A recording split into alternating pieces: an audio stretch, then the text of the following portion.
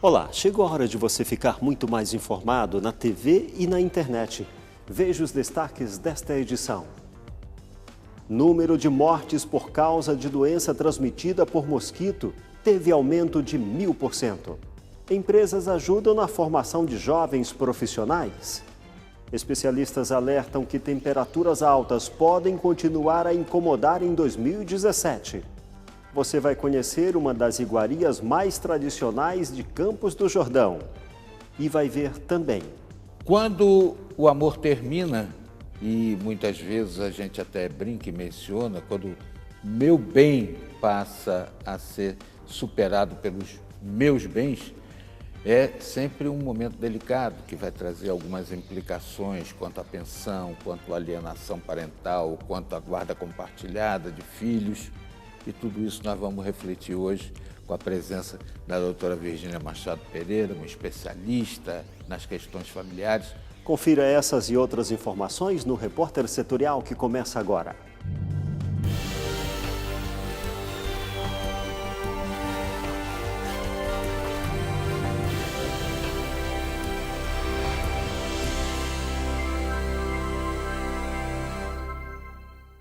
Seja bem-vindo, este é o Repórter Setorial na TV e na web. Na continuação da nossa rota de passeio, o destaque de hoje vai para uma iguaria tradicional de Campos do Jordão, que é muito procurada pelas pessoas que passam pela cidade. Lojas e fábricas especializadas nesse produto se tornaram um ponto de parada dos turistas. Além das paisagens, Campos do Jordão também é conhecido pela gastronomia. E mesmo no verão, a temperatura amena costuma cair no fim da tarde. E tem uma iguaria que, além de dar água na boca, é a combinação perfeita para aquele friozinho. E que combinação! De manhã faz um solzinho e à tarde chove, então o pessoal adora passear e esfriou um pouquinho, caiu uma chuvinha, já é para eles um frio, né? Aí eles correm para cá tomar chocolate quente e comer o fundi. E tem de todos os tipos e para todos os gostos. Se você pudesse sentir esse cheirinho irresistível. Pode confessar, vendo tudo isso te deu aquela vontade, né? É difícil falar em Campos do Jordão sem citar sua gastronomia. Nada melhor depois do almoço ou no finzinho da tarde degustar aquele chocolate artesanal. E lojas como esta têm se tornado ponto de parada obrigatória para turistas de várias partes do Brasil. E não é à toa que o chocolate de Campos é conhecido como um dos mais deliciosos do país. Ele conquistou os consumidores pelos olhos e pelo paladar. Os sabores são variados e agradam a todos os gostos, todos acompanhados de um detalhe especial que faz toda a diferença. O chocolate ficou famoso em Campos devido ao seu processo de fabricação, que ele é 100% artesanal. Ou seja, a gente não usa nenhum tipo de máquina, nenhum tipo de produto que mantenha ele por mais tempo, conservantes, né? As pessoas fazem o processo para temperar o chocolate, né? Tudo manual, a gente não usa nenhum tipo de máquina, então isso faz com que o sabor do chocolate ele fique perfeito. Temos que confessar que o brasileiro gosta dessa iguaria. Prova disso é que o Brasil é o terceiro maior produtor e consumidor de chocolate do mundo. E por aqui, o friozinho ainda dá aquela força nas vendas.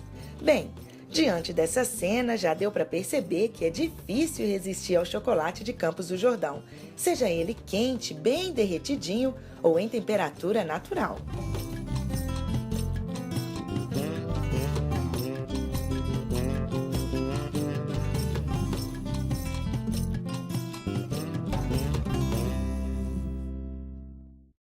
O Aedes aegypti já fez quase 2 milhões de vítimas dos 3 tipos de doença transmitidas pelo mosquito. 2016 encerrou-se com um aumento de mais de 500% no caso de chikungunya e o número de mortes por essa doença aumentou em 1000%.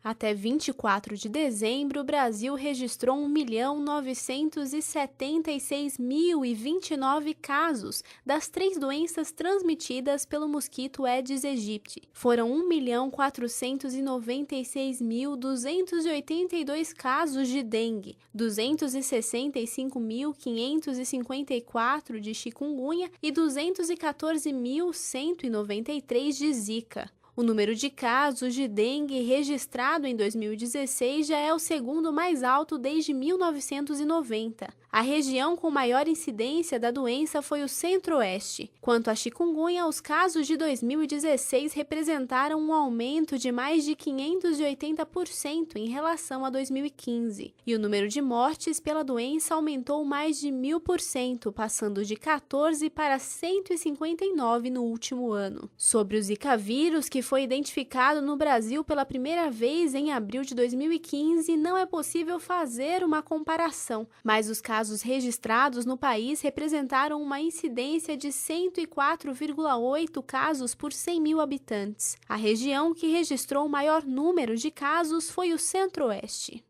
Um estudo mostrou que quase 50% dos professores não têm formação específica nas matérias que lecionam.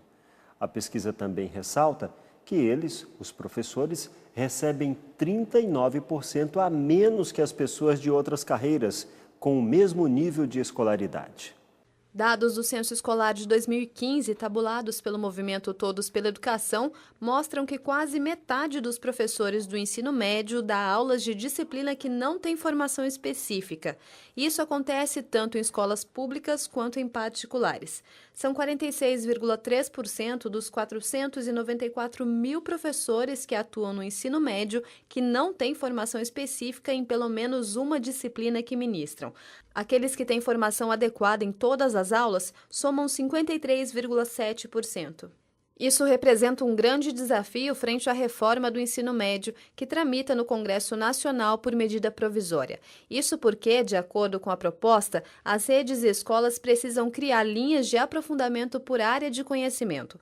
Os alunos deverão escolher a área de interesse entre ciências da natureza, ciências humanas, linguagens, matemática e ensino técnico.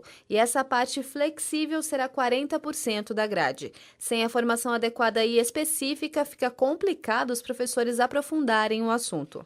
De acordo com o levantamento, o estado da federação que tem a melhor percentual de professores que atuam na área de formação é o Paraná, com 73%. Em contrapartida, Mato Grosso é o pior deles, com apenas 27% dos professores formados na disciplina em que dão aula. Apesar do recente aumento no piso da categoria, um professor recebe até 39% a menos do que a média das pessoas de outras carreiras com o mesmo nível de escolaridade. Vamos agora ao plantão da redação. A Defesa Civil de São José dos Campos já atendeu só neste mês 216 ocorrências, a maioria delas por causa das fortes chuvas. Os bairros de Putim, Jaguari e Rio Comprido foram os mais afetados nos últimos dias. 615 trabalhadores da Volkswagen em Taubaté aderiram ao programa de demissão voluntária. O PDV foi aberto em dezembro e encerrado neste mês, reduzindo o número de colaboradores em 13%. É com você, J. Washington.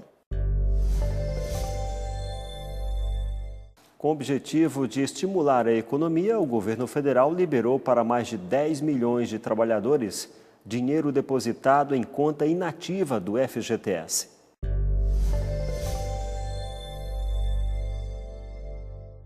Amigos, o setor da construção civil tem feito críticas ao programa do governo de liberar as contas inativas do Fundo de Garantia do Tempo de Serviço. Logo, o setor da construção civil, que vai tão mal das pernas, ora quebrando, ora não entregando os imóveis nos prazos contratados, ele pode ser um dos beneficiários dessa liberação, porque dos recursos liberados, muita gente pode até dar entrada num imóvel.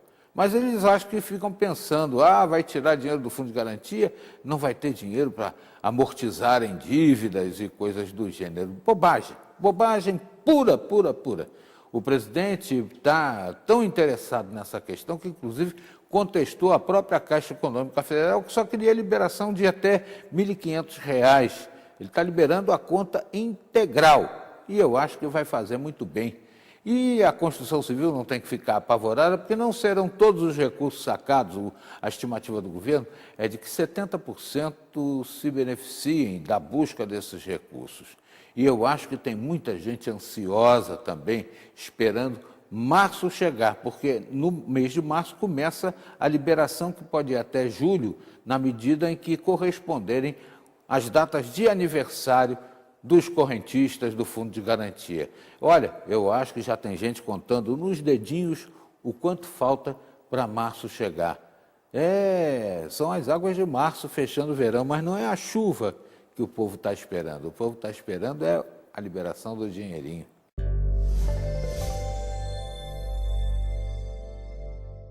No próximo bloco, você vai conhecer algumas empresas que estão ajudando na formação de jovens profissionais. Aguarde um instante, o repórter setorial volta já.